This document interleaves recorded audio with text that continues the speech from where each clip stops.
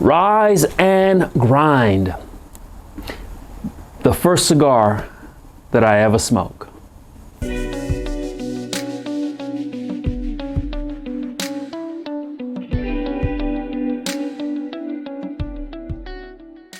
And so here we are on a Tuesday evening. Got me a cigar, got me some tea, got me some time. And so I just want to just share how my cigar journey began, how it is that I fell in love with this hobby, with this passion of ours. Now, like most of us as a kid, I may have smoked some machine-produced cigars. And so you got the Swisher Sweets and you got the stuff you buy at your 7-Eleven.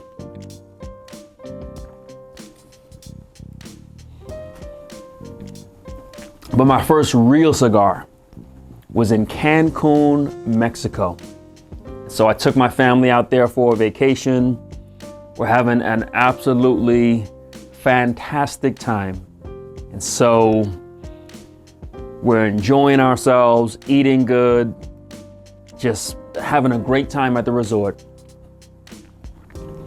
And because I was on vacation, actually the cigar just gave me a whole other vacation.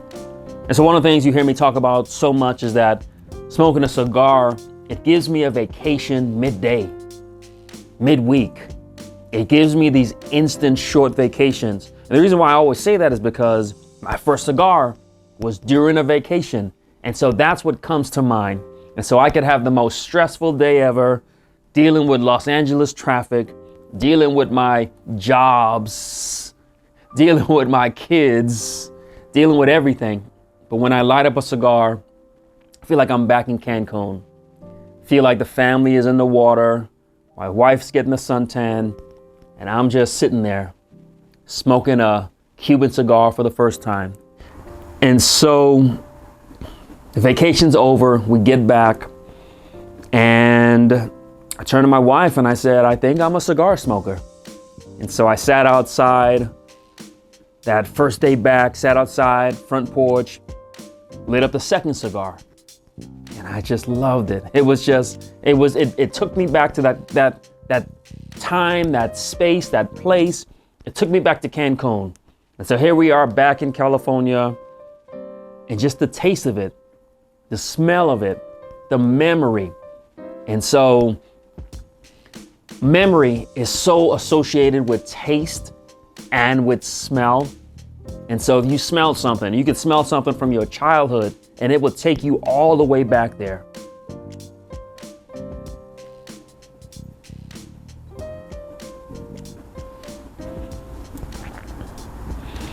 And so it transported me back to Cancun. And so I said, wow, this cigar was so good. Now, what I did is something said, go on YouTube. And I went on YouTube, and instantly what I saw were videos that said fake Cuban cigars. And everyone was saying, if you buy a cigar in Mexico, they're fake. If you buy a cigar and if it doesn't have these kind of markings, and if you buy it in some alleyway in Mexico, it's probably fake. And I actually allowed that to get to me. I said, man, my cigars are fake. And so I watched a ton of videos on real Cuban cigars versus fake Cuban cigars. And so I took my third one, it was a 5-pack. I took the third one and I decided to dissect it, find out if this thing is real or fake. Because a lot of the videos were saying that fake Cuban cigars, that they're gonna be these Cuban sandwiches. It's just gonna be a bunch of crap tobacco just thrown in there. It's gonna be all crumbly and just bad quality. And so I took a knife and I cut the cigar open and I looked at it, and these were long fillers. And so this was not a Cuban sandwich, and the tobacco, it was all full leaves. the way it should be. They all looked just high quality. And I thought, man, And so then I smoked the fourth one and then the fifth one, and they were just so good. And so to this day, those cigars were, I would have to say, I smoke a lot of Arturo Fuentes, God of Fires, and Opus X. I have real Cuban cigars. Those cigars that I smoke, I don't know if it was because this was the beginner's high, but to this day, those cigars were 4 of the best cigars that I've ever had. And so after that, then my journey began. After that, I ran down to my local brick and mortar and I bought some cigars. I said, I'm a new cigar smoker. What do you have for me? And he sold me some, let's just say they're a very mild cigar that's usually given to beginners. I believe they were the Baccarat. I think that was the name of it. Didn't really enjoy it. And then he said, well, you ought to smoke some Connecticut's. And so I think I got like the Rocky Patel Connecticut. Didn't really enjoy it. Then I think I got the Oliva, whatever their series is for the Connecticut's. Didn't really enjoy that either. And I was just trying to smoke all these mild cigars. And I just didn't, because they tasted nothing like the Cohiba Behike that I had, real or fake.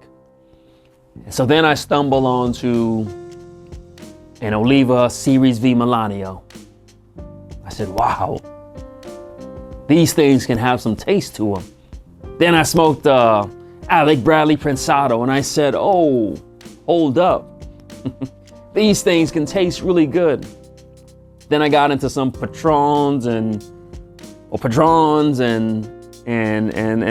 the rest was history. But to this day, I cannot duplicate that first time. Every cigar that I light up, my mind is thinking, will it be like Cancun? Will you have that moment again? Every time I light up a cigar, I can hear the kids playing in the pool. I can smell the suntan my wife was applying. I can feel the Mexico sun just shining on me. Every time I light up a cigar, I'm transported back to there. And so that's why I do it. I talk a lot about mindfulness and meditation and prayer and rest and relaxation. And this is my method, and it works. Because sometimes it's even good to just be bored sometimes, to just let your mind stop. As kids, we used to be bored. We would go on drives with our parents and just sit there and be bored. But it helped our mind. It allowed us to rest, stop. And one of the problems we have today is we don't get bored. We always want to see something, do something, pick up our phone, get some data, some intel, information. And our mind can never just stop. So with a cigar,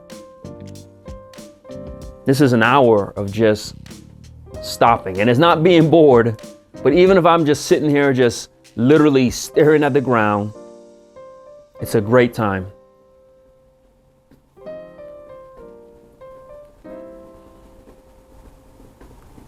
And so there's some people who they always have a getaway planned, a Hawaii trip, a trip to Dubai, a trip to Mexico.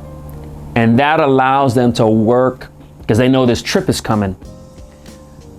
Now that's one way of living. That's fun. It can be exciting to always have a vacation coming up in a few months. Can be expensive. But imagine if every day, and I don't smoke every day, truth be told. But imagine if knowing that often, throughout the week, a couple of times a week, every other day, or about 2 to 3 times a week, imagine knowing you've got a vacation coming. So anything can happen in the workday. Doesn't really bother me that much. I'll deal with it, But I know this moment's gonna come. Even if it takes a couple of days, I know it's coming. I know I'm going to win. I'm gonna be sitting. I'm gonna be enjoying my body, my mind. I'm gonna get back to center. And with knowing that, there's nothing that could ever throw me off. And so that's the story of the first time I smoked a real cigar. Cancun, Mexico, vacation, family, an amazing time. And every time I light one up, I'm transported back to that moment. Back to Cancun. And the other thing that's also funny is, for me, there's this mystery of, was it a real Cohiba? And part of me says, no, it wasn't. You got it for $10. Probably wasn't real.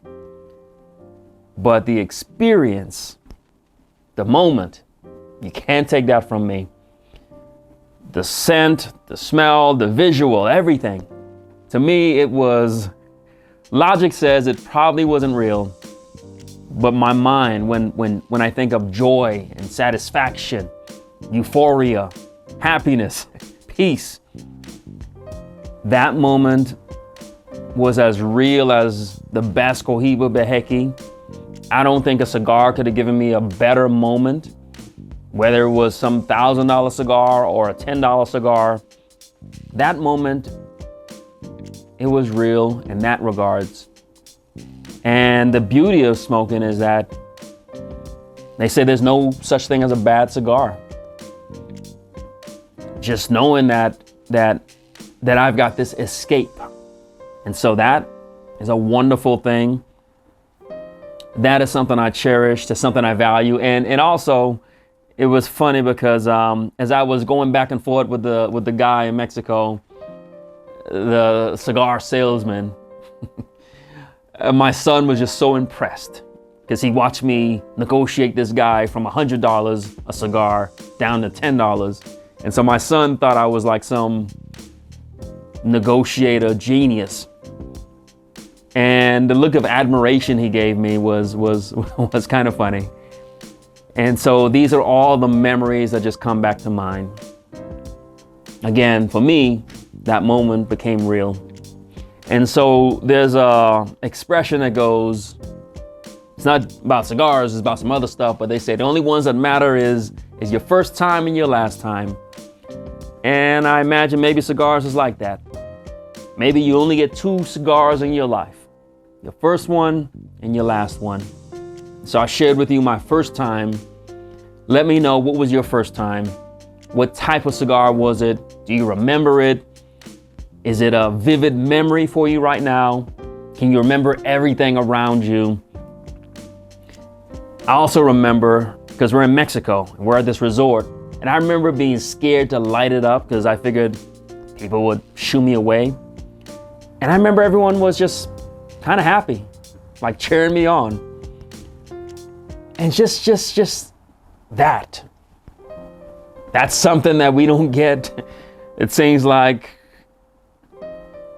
yeah, that community, that encouragement. Some things just come with cigars. Because if you lit up a cigarette, people might look at you. But there's something about a cigar. It builds community. It builds memory.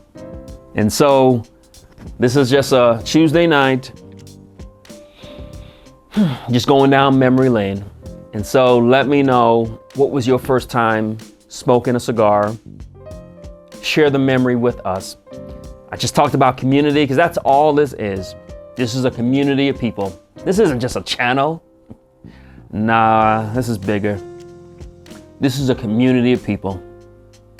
Rising, grinding on our journey and just enjoying these moments together, sharing. Because that's all I'm doing, just sharing my experiences. Looking to gain nothing. And all I can give you is my experiences. And so that's our community. That's how we help each other, by sharing our stories, sharing our journeys, sharing our passions, And so join this community. Hit subscribe. That's how you join it. You can hit like.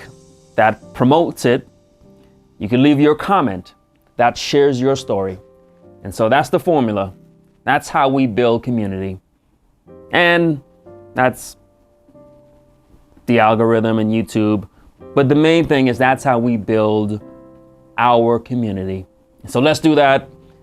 Like, comment, subscribe. But most importantly, rise and grind.